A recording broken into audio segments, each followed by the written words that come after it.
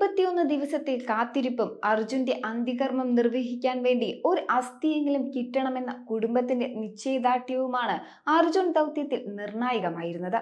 കുടുംബം ഒറ്റക്കെട്ടായി അർജുനു വേണ്ടി നിലകൊള്ളുകയാണ് ഉണ്ടായത്. ശുഭകരമല്ലാത്ത വാർത്തയാണ് പുറത്തു വന്നത് എങ്കിലും കുടുംബത്തിന് ആശ്വാസം നൽകുന്നതായി മൃതദേഹം കണ്ടെത്തിയെന്ന വാർത്ത. മകനെ കുറിച്ച് എന്തെങ്കിലും വിവരം കിട്ടിയാൽ മതിയെന്ന ചിന്തയിലായിരുന്നു അർജുന്റെ പിതാവ് പ്രേമനും കുടുംബത്തിനും. തിരച്ചിൽ വൈകിയാൽ ജീവൻ അപകടപ്പെടുമെന്ന് കരുതി കെഞ്ചിയും കരഞ്ഞും ഭീഷണിപ്പെടുത്തിയും കുടുംബം ആദ്യ നാളുകളിൽ ചെറുത്തു നിന്നു. കുടുംബത്തിന്റെ ആവശ്യത്തിനൊപ്പം നാട് പ്രതിഷേധ സമരങ്ങൾ വരെ സംഘടിപ്പിച്ച് ഒപ്പം നിന്നു.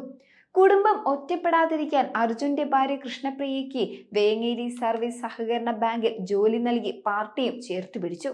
കഴിഞ്ഞ സെപ്റ്റംബർ 2 ജോലിയിൽ പ്രവേശിച്ച കൃഷ്ണപ്രിയ ജോലിക്കിടെയാണ് ബുധനാഴ്ച ഉച്ചയോടെ ഭർത്താവിന്റെ മൃതദേഹം കണ്ടെത്തിയ വിവരം അറിഞ്ഞത്.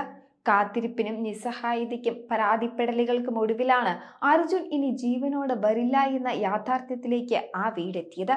തുടക്കത്തിലുണ്ടായിരുന്ന പ്രതീക്ഷ പിന്നീട് കൈവിട്ടു പോയപ്പോഴാണ് അമ്മ തന്നെ ഇനി മകൻ ജീവനോടെ വരുമെന്ന പ്രതീക്ഷയില്ല എന്ന് ഒരു ഘട്ടത്തിൽ പറഞ്ഞത്.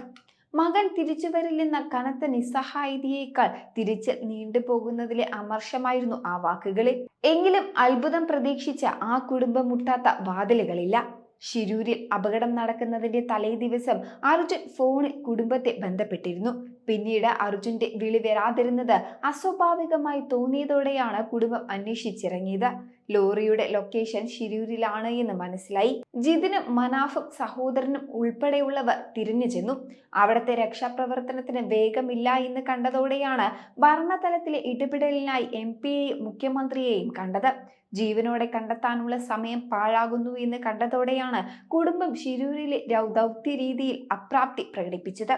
തർക്കത്തിനിടെ ലോറി ഉടമ മനാഫിനെ കാർവാർ SP നാരായണൻ മർദ്ദിച്ചുവെന്ന വാർത്ത കുടുംബത്തെ വിഷമിപ്പിച്ചു. സൈന്യത്തെയോ കേരളത്തിൽ നിന്നുള്ളവരെയോ ദൗത്യത്തിനിറക്കണമെന്ന് അവർ ആവശ്യപ്പെടുകയും ചെയ്തു. ദൗത്യം സൈന്യത്തിന് കൈമാറണമെന്നാവശ്യപ്പെട്ട് പ്രധാനമന്ത്രിക്കും കേന്ദ്രമന്ത്രി സുരേഷ് ഗോപിക്കും മുഖ്യമന്ത്രിക്കും പരാതി നൽകി. പിന്നീട് സൈന്യമെത്തി തിരച്ചിൽ നടത്തിയപ്പോഴും ഫലമൊന്നുമില്ലാതെ വന്നതോടെ ആശങ്ക പ്രകടിപ്പിച്ച് വീണ്ടും രംഗത്തെത്തി. ഇതിന് പിന്നാലെ കുടുംബത്തിനെതിരെ സൈബർ ആക്രമണവും അതിന്മേൽ കേസുമുണ്ടായി.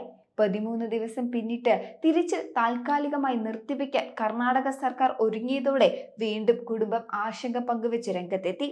ലോറി ലൊക്കേറ്റ് ചെയ്തിട്ടും പുറത്തെടുക്കാൻ കഴിയുന്നില്ല എന്ന വാർത്തകൾ വരുമ്പോൾ കുടുംബവും നിസ്സഹായരായി. മുഖ്യമന്ത്രി പിണറായി വിജയൻ വീട്ടിലെത്തി കുടുംബത്തെ ആശ്വസിപ്പിച്ചു.